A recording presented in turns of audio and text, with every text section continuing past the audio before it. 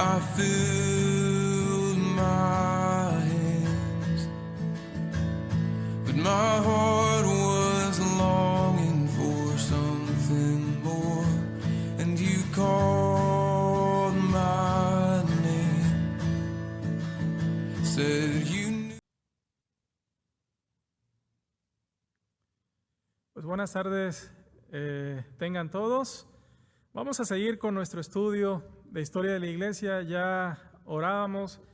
El estudio pasado hice una pequeña pausa para reflexionar acerca de un tema muy importante que es precisamente el bautismo. Pero regresamos a los siglos XVI y XVII y quiero comentarles que retomando este tiempo de la historia, a finales del siglo XVI había 5 iglesias sostenidas por el Estado. Ya no era acá solamente la Iglesia Católica, allá fundada en el año 313 al 30 por Constantino, cuya dependencia era total del Estado. No, ahora eran 5 iglesias: la ortodoxa griega, la católica romana, la anglicana, la luterana y la de Escocia, que es la presbiteriana. Todas ellas se mostraron implacables en su odio y persecución contra los anabaptistas, valdenses y demás iglesias disidentes. De esta manera, la gran esperanza que había despertado la Reforma resultó ser una sangrienta desilusión. Un dato importante es que en este siglo es donde desaparece el ana y solamente queda el bautista. A estos que se les llamaban anabautista, rebautizadores, en este siglo desaparece estas primeras palabras ana, nombre despectivo que se daban a las iglesias que no aceptaron como válido el bautismo de la Iglesia Católica y de las protestantes por no ser una autoridad correcta. Las persecuciones no cesaron contra los bautistas. Para estos años ya habían muerto alrededor de 50 millones de mártires bautistas, de creyentes, 50 millones. Y en ese periodo sucedió algo inaudito. En un camino europeo, cuenta la historia que se colocaron estacas a poca distancia una de otras, en unos 50 kilómetros de distancia, y en cada punta afilada fue colocada la ensangrentada cabeza de un anabaptista. ¿Cómo un pueblo que se dice seguidor del manso y humilde Jesús puede hacer esto? Y quiero que vean lo que dice precisamente Romanos 12. Pues puede hacerlo porque primeramente no conocían las Escrituras y no tenían la Escritura como autoridad, como regla de fe y de práctica. Y dice Romanos 12, del 14 al 21, dice la Escritura: bendecid a los que os persiguen, bendecid y no maldigáis. Gozaos con los que se lloran, llorad con los que lloran. Gozaos con los que se gozan, llorad con los que lloran. Unánimes entre vosotros, no altivos, sino asociándoos con los humildes. No seáis sabios en vuestra propia opinión. No paguéis a nadie mal por mal, procurad lo bueno delante de todos los hombres. Si es posible, en cuanto dependa de vosotros, estad en paz con todos los hombres. No os venguéis vosotros mismos, amados míos, sino dejad lugar a la ira de Dios, porque escrito está: mía es la venganza, yo pagaré, dice el Señor. Así que si tu enemigo tuviere hambre, dale de comer; si tuviere sed, dale de beber, pues haciendo esto, ascuas de fuego amontonarás sobre su cabeza. No seas vencido de lo malo, sino vence con el bien el mal. Pues yo creo que no conocían lo que dice este pasaje acerca de los deberes como cristianos. Un cristiano es aquel que sigue a su maestro. Por este tiempo, recuerden que estamos siglo XVI, XVII. Por ese tiempo aparece un hombre llamado John Smith, que fue un disidente inglés de los protestantes, quien con la ayuda de Tomás Helwys formó una congregación, y quiero que escuchen muy bien los nombres. formó una congregación separatista en el norte de Inglaterra, y esto fue alrededor del año 1602. Después de trasladar la congregación a Holanda, Smith se interesó en las doctrinas y prácticas de los anabaptistas continentales, y en 1609 comenzó una iglesia bautista, bautizándose a sí mismo y luego a los miembros de su congregación.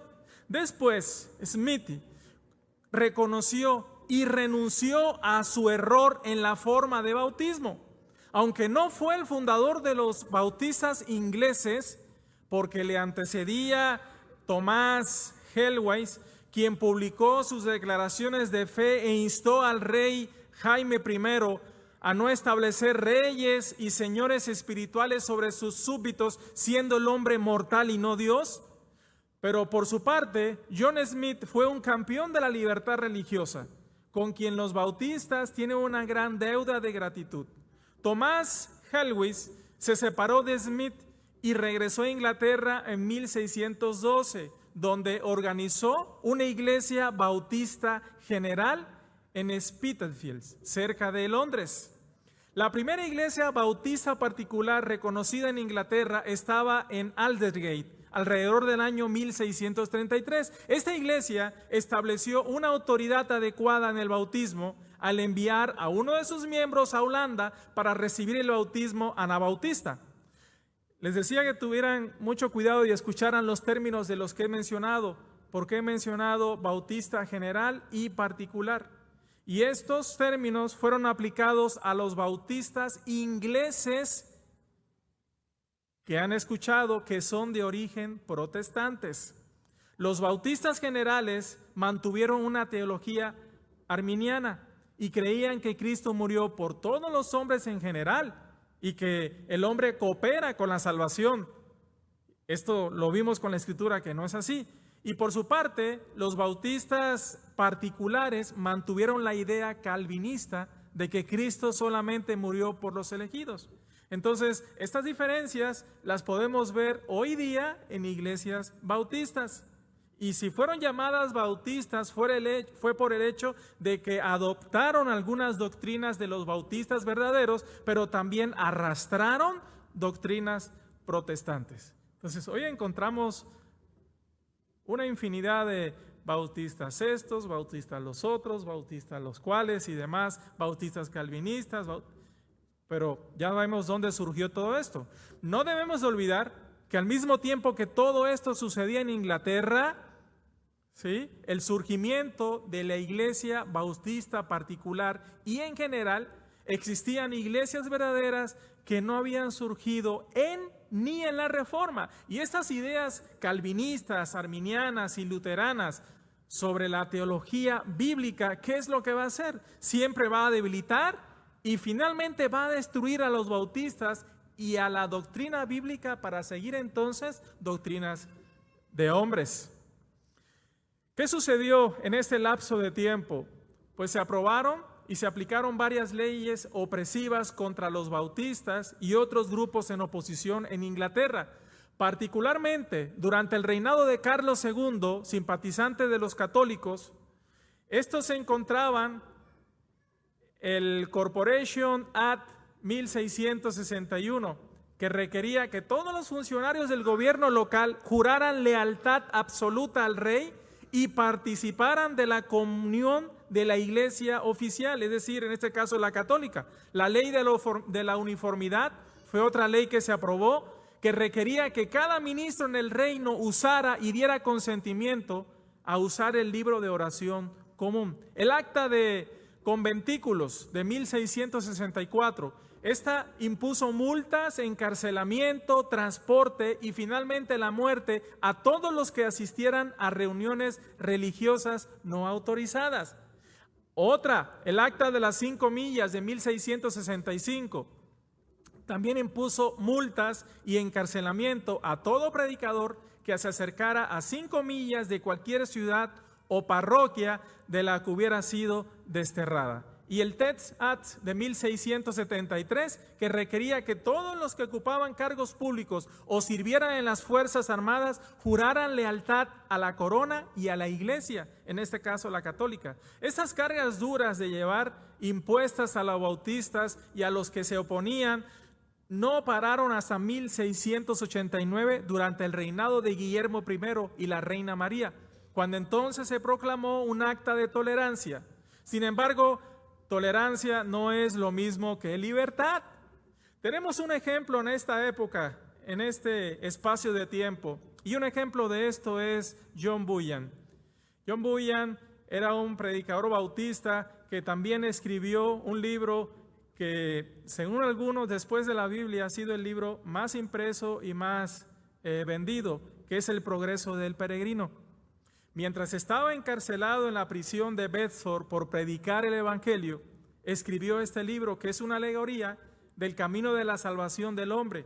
Su protagonista cristiano decide emprender un viaje desde la ciudad de destrucción a la ciudad celestial. Es así como vamos a dar un gran salto, porque pasamos de Europa a otro continente. En nuestros estudios pasados, recuerden que hablamos de un hecho muy importante en la historia, y ese hecho fue el descubrimiento del continente americano. Colón, buscando las Indias, ¿a dónde llega? Llega a América. Después de los viajes de Colón, el Nuevo Mundo fue explorado por Portugal, por España, por Francia e Inglaterra.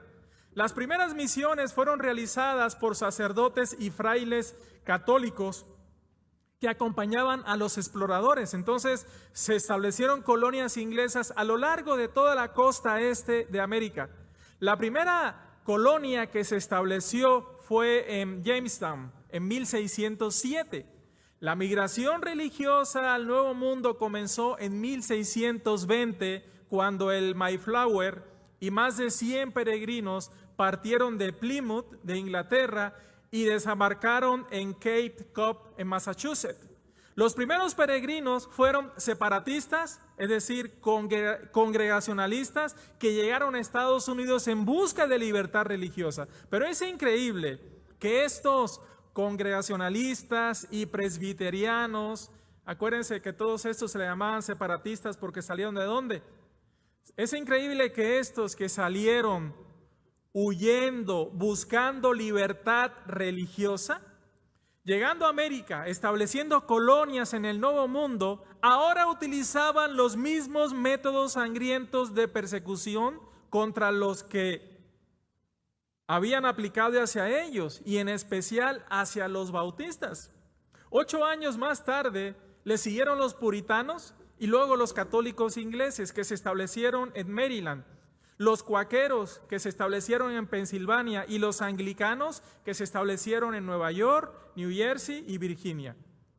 Entre los primeros colonos había una dispersión de bautistas, aunque en cada viaje venían bautistas, aunque no en gran número. Si bien muchos llegaron a América en busca de libertad religiosa, 9 de las 13 colonias originales establecieron su propia iglesia estatal, constituida con un clero que se sostenía de impuestos. Entonces, ¿qué hicieron? Impusieron de manera estricta una religión que tuvo lugar especialmente entre los puritanos, que eran la fuerza religiosa dominante en la América colonial. La ley puritana obligaba a los bautistas a pagar impuestos para apoyar a la iglesia congregacional y al clero. Aquellos que se negaban a menudo pagaban con la confiscación de sus propiedades y bienes y la venta de estos en subastas, y si no, entonces eran encarcelados. Pronto se promulgaron leyes severas en contra de los bautistas, los cuáqueros, los católicos y los episcopales.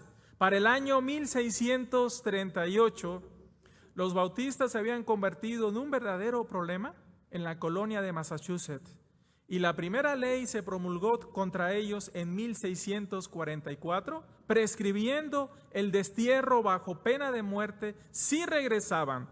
El destierro era el castigo para todos los que se negaban al bautismo infantil. Muchas veces Estos castigos significaban ser desnudados hasta la cintura y ser azotados públicamente de pueblo en pueblo. Luego, ser llevado de viaje al desierto sin comida. En la colonia de Virginia se aprobaron leyes en 1659, en 1662 y en 1693 que hicieron ilegal que los padres se negaran a bautizar a sus hijos. Los cuáqueros que se encontraban en esa colonia por tercera vez serían ejecutados. Los cuáqueros más bien que entraran a esa colonia por tercera vez serían ejecutados. En 1651, 3 bautistas se integraron a la colonia de Massachusetts para realizar un estudio bíblico en privado en la casa de un hermano anciano. Fueron descubiertos, fueron arrestados y fueron obligados a asistir a un servicio puritano. Posteriormente, fueron acusados de negar el bautismo infantil y se les ordenó pagar multas muy altas o bien ser azotados. Los simpatizantes pagaron las multas de 2 de los hombres, pero hay un hombre que se llamaba Obadiah Holmes que se negó y entonces recibió su castigo. Fue azotado públicamente, sin piedad, 30 veces con un látigo de 3 puntas y con tal ferocidad que durante varias semanas solo podía dormir sobre sus rodillas y codos. Entonces, como vemos, las hijas de Roma seguían las huellas sangrientas de su madre católica y la reforma estaba muy lejos de ser completada. Uno de los defensores de la libertad religiosa en Estados Unidos fue Roger Williams. Roger Williams había sido influenciado por los bautistas ingleses y sus posturas acerca de la libertad. Digo uno porque existió otro hombre, un predicador bautista llamado Juan o John Clark, y ambos establecieron la colonia de Rhode Island, y eso fue en 1663. Estos coincidieron precisamente porque fueron expulsados de estas colonias, de estas denominaciones protestantes que lejos de aceptar y tener libertad religiosa, más bien los expulsaron. Se cuenta de Roger Williams que fue a vivir con los indios y dice la historia que por medio de su oración y pacificando a los indios fue que estos no destruyeron a las colonias estas de supuestos cristianos, ¿no? También cuenta la historia que ambos hombres, tanto Rogers como John Clark, se encontraron y establecieron la colonia de Rhode Island. En 1651 viajaron a Inglaterra para buscar la autoridad del rey, que en ese tiempo era Oliverio Cromwell, quien les negó su pedido. John Clark se quedó 12 años en Inglaterra. Williams regresó hacia América, pero John Clark se quedó 12 años más en Inglaterra hasta que, por la providencia, subió al trono un nuevo monarca que fue llamado Carlos II.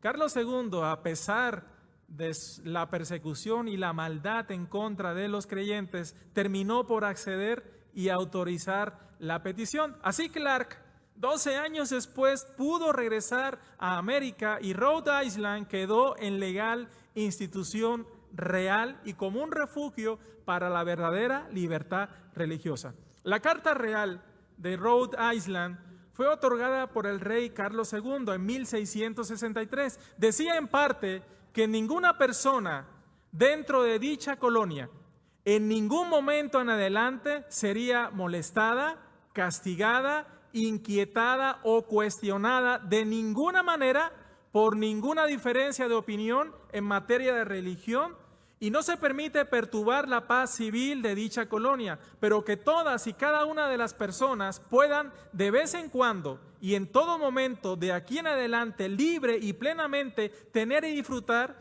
de sus propios juicios y conciencias en asuntos de interés religioso.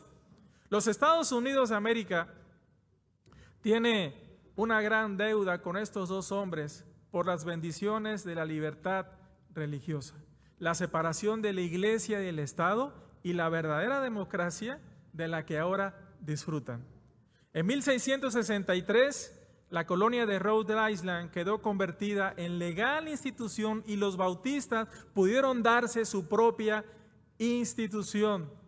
Escrita esta constitución, entonces atrajo la atención del mundo entero por ser la primera libertad religiosa que no solamente fue para los bautistas, sino para todos los que profesaban alguna creencia.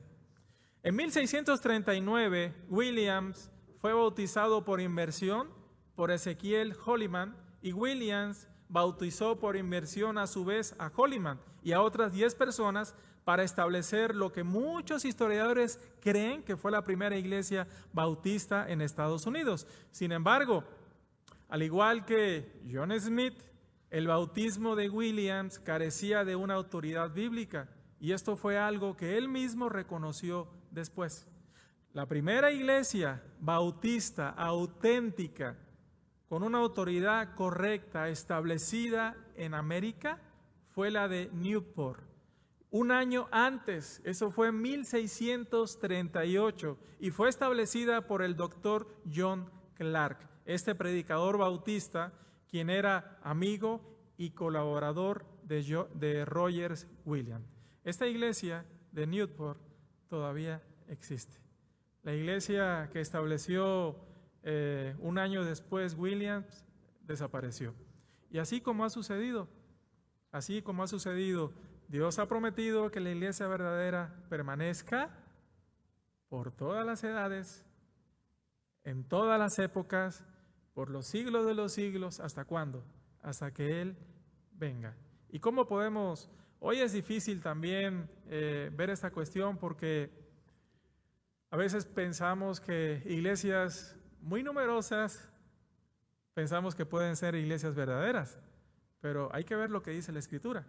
La Escritura dice que en los postreros tiempos se amontonarán ¿qué?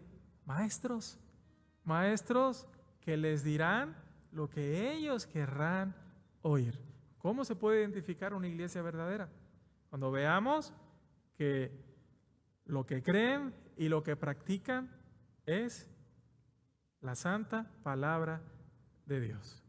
Entonces vamos a dejarlo hasta aquí.